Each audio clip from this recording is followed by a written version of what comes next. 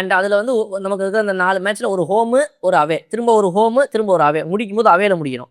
அந்த இன்னொரு home match யாருன்னா எஸ்ஆர்ஹெச் கூட சார். அவங்க கூட ஒரு ஹோம் மேட்ச் இருக்கு. And again the away match will be against GT. இதுதான் சார் நம்மளுடைய அடுத்த 4 ஃபிக்ஸ்சர்ஸ். இதை எப்படி கான்சென்ட்ரேட் பண்ணி ஒவ்வொன்னையும் ஃபோக்கஸ் பண்றோன்றதுல இருக்குது சார். நம்ம we will definitely make amends for the earlier loss.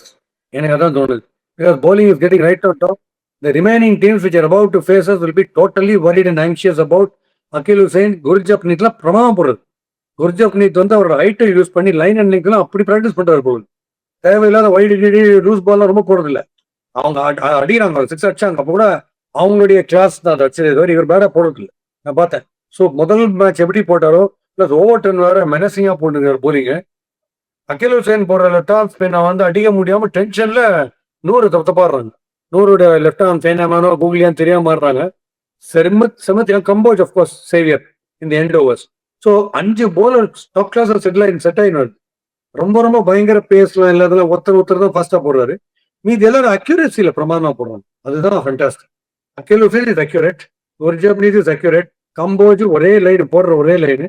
அது மாதிரி and over turn straight on the sun extreme pace. நல்லா ஃபார்மைன் வருது போலிங் டெஃபினெட்லி.